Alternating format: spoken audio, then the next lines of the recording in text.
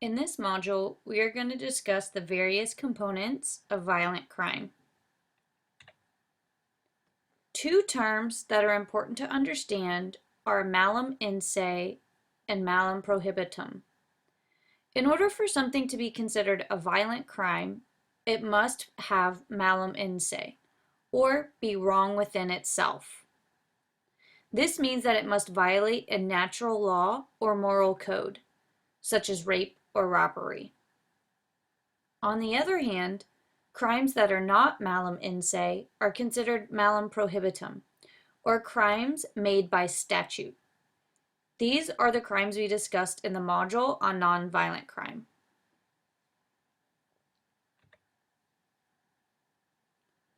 Before we talk about specific types of crimes, we need to cover the components that make up a violent crime. The first component is actus reus, which is the physical or external part of a crime. The physical aspect of the crime can include an act of commission or an act of omission. An act of commission would be shooting someone with a gun or stabbing someone with a knife. On the other hand, an act of omission would be the act of not doing something. For example, leaving a wheelchair-bound person on the railroad tracks, or watching someone drown. Acts of omission can also include the use of words, such as perjury, or in situations where one has a duty to warn another of harm,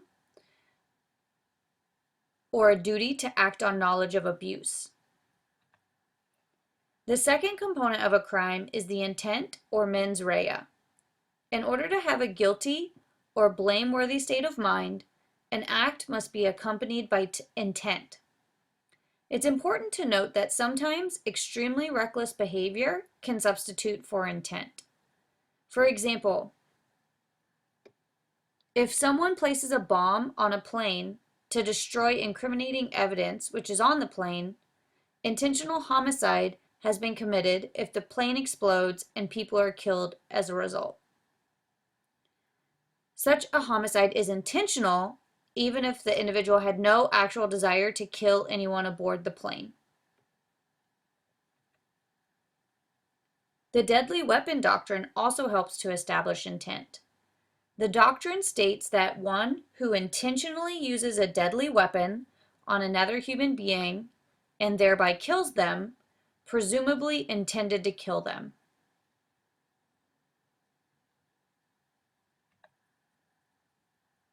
Let's begin with discussing homicide.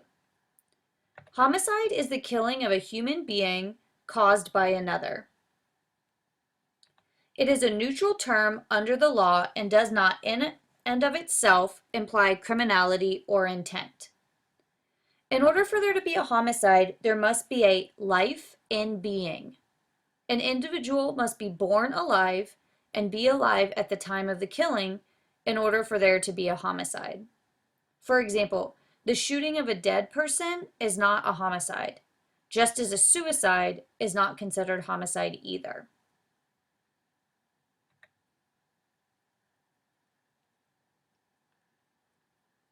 The death must also not be broken down by an intervening factor, such as an action made by a person more susceptible to pneumonia, and that is what caused their death. The death must also occur within a year and 1 day of the action.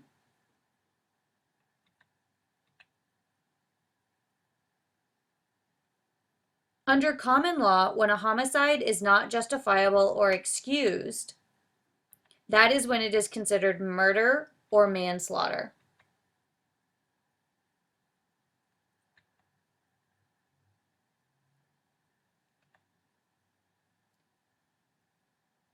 Murder is the unlawful killing of a human being committed with malice aforethought, either express or implied. The term malice means an intention to kill, not necessarily malevolence towards the victim. Like most crimes, murder has two components: the physical act of the crime and the intent. As stated before, if it is difficult to establish intent, the deadly weapon doctrine may be used.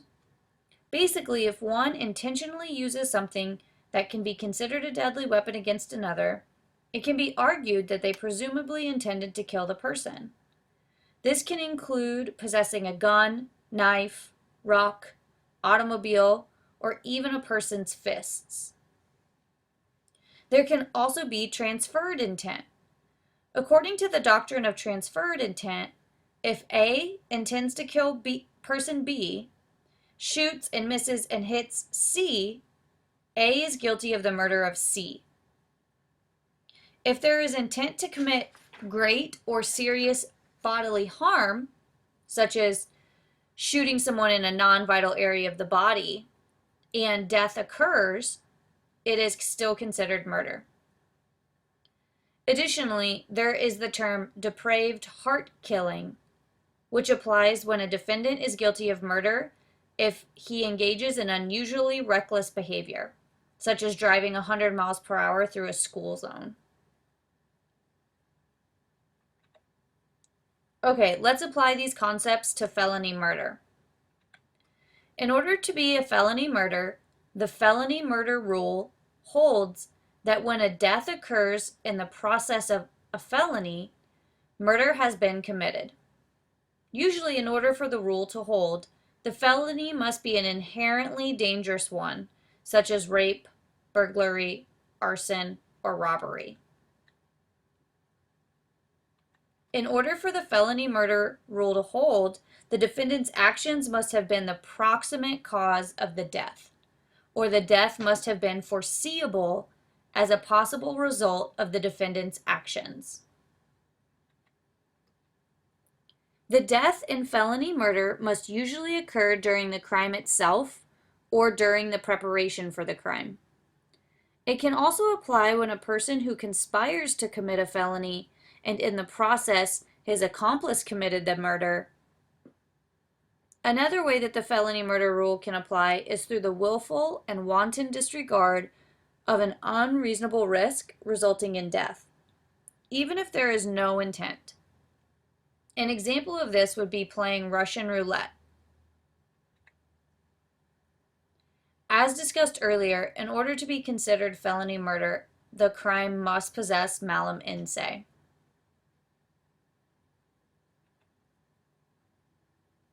In order to be considered first-degree murder, the murder must have been committed with premeditation and deliberation.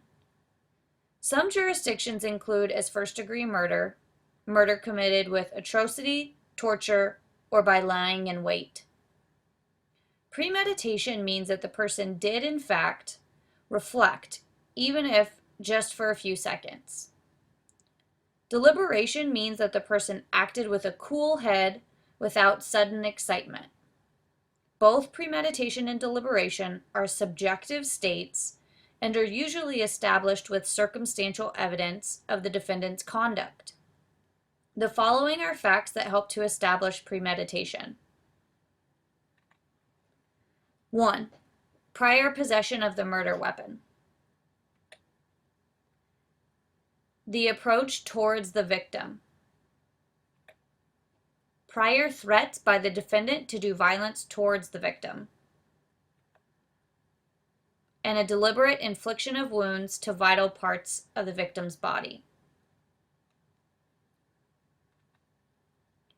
Second-degree murder is essentially any murder that does not qualify for first-degree murder. This can include a killing with malice aforethought, but without premeditation and deliberation, a killing that results from an act done with intent to do great bodily harm,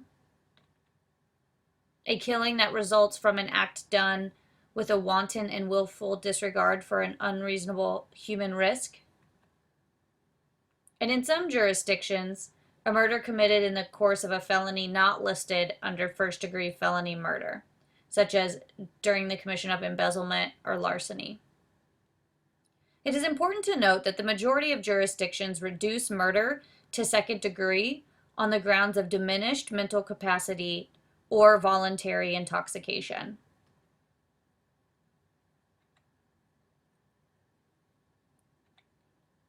Voluntary manslaughter is an intentional homicide committed under mitigating circumstances. The most common mitigating circumstance is heat of passion killing.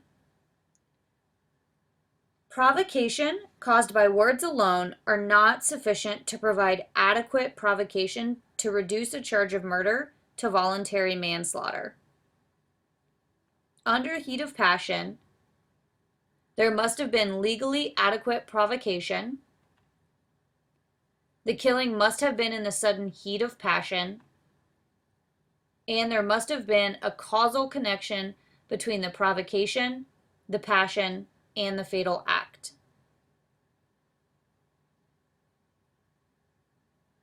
Voluntary manslaughter also includes mutual combat and adultery. Mutual combat is when two people engage in mutual combat that is not deadly by design, but one fighter decides to kill the other during the fight and does so. It is usually considered manslaughter and not murder. But the fight must clearly be mutual for this rule to apply.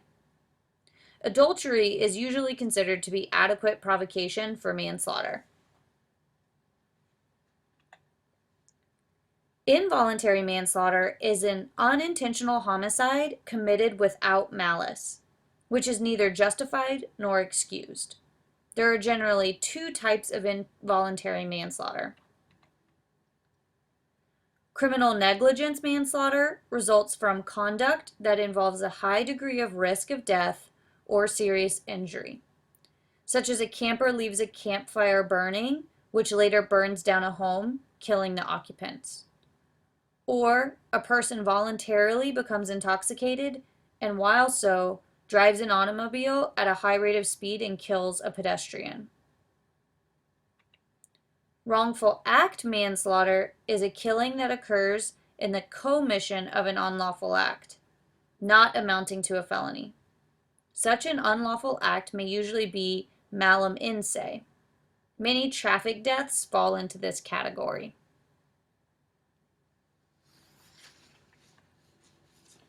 Justifiable homicides are not crimes. These are homicides committed or authorized by law and include such things as self-defense, defense of others, a soldier killing the enemy in the line of duty, and a police officer shooting a dangerous felon who is escaping a crime scene. The main prerequisite to a defense of self-defense is that the use of deadly force was based on the reasonable belief that one's life was in danger, or that one was in danger of great bodily harm, and that the use of deadly force was necessary to prevent such harm. If a person unreasonably believes his life is in danger, the right to use deadly force, self-defense, does not exist. But if a person reasonably believes he is in danger, even if he is not, the right to use deadly force, self-defense, is legitimate. As an example, if someone threatens a person with a toy pistol that looks legitimate and real, and the person reasonably believes he is in danger, deadly force self-defense would be legitimate. A person is also justified in using reasonable force in defense of another person if he honestly and reasonably believes the other person is in immediate danger from the perpetrator. Excusable homicides are homicides which are not criminal but also not justified under the law. These include duress, necessity, involuntary intoxication, mistake of fact, mistake of law, and incapacity, which is due to infancy or insanity. Duress is any unlawful threat or coercion used by a person to induce another to act, or to refrain from acting, in a manner he or she otherwise would not. Necessity is any controlling force or irresistible compulsion so great that it allows for no choice of conduct.